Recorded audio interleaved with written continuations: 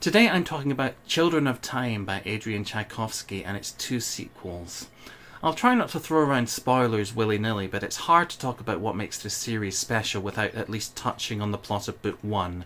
So if you like science fiction and you really want to go in blind, then I'd suggest stop watching this, go read Children of Time. It's brilliant and also works very well as a standalone story. So if you don't feel like going into the other two straight away, then I promise you won't feel shortchanged by the ending. In Children of Time, following a devastating attack, the last remnants of humanity are crammed onto a spaceship, hoping to take refuge on a planet that's been terraformed and seeded with life. Unfortunately, on that planet lives a species of hyper-evolved spiders that have been busy building their own civilization, while their godlike creator looks on perplexedly from the sky. I'd forgive you for thinking this elevator pitch sounds more like fodder for an episode of Mystery Science Theatre than a serious science fiction novel, but I don't know what to tell you, it's great. It tells an utterly absorbing story of the journey from the beginning of a civilization to its apex, and of what it means for that civilization to truly understand its place in the universe. This breathtaking scope is complemented by carefully sculpted details. The ways in which the spider civilization, known as the Portiids, diverge from humanity is particularly lovely. For example, they read and write by starting in the centre and spiralling outwards, the same way that they build webs. This not only gives their culture a distinct identity, it invites us to look at our world and its wonders through fresh eyes. Second in the series is Children of Ruin, and given how enamoured I was with the first book, I was hesitant about how the author could possibly follow it up. I saw an interview where he said he felt obliged to push the boat out even further this time, and sure enough we encounter some new life forms, far more alien than mere giant spiders.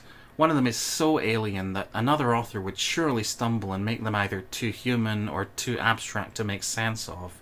But instead, Tchaikovsky weaves another beautiful web of story, casting its heroes in roles not dissimilar to classical gods, bickering and drunk with their own power, their clashes causing universe-changing ripples in the cosmos.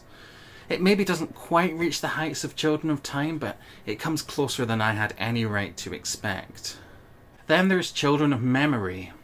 If Ruin pushed the boat out, then Memory sees it travel into muddier existential waters, as the characters diverge further and further from what we consider to be small h human. Perhaps to make it possible to figure out who anyone even is anymore, the characters tend to be painted with broad brushstrokes, but they are endearing, and their essential optimism makes it pleasurable to spend time with them, even when they spend whole chapters just discussing what a mysterious signal coming from a planet could be. If there are flaws to this third book, they're subjective ones. Much of it has a fairy tale flavour, which I loved but might not be to everyone's taste. And it also has the structure of a puzzle box. We spend many chapters just holding it to our ear, listening to parts rattling around inside and wondering what the hell's going on in there. The answer, when it comes, might be something that divides readers even more. But as with every crazy decision Tchaikovsky makes, I felt he'd more than justified it by the end. Overall, these books are science fiction that is both intelligent and accessible.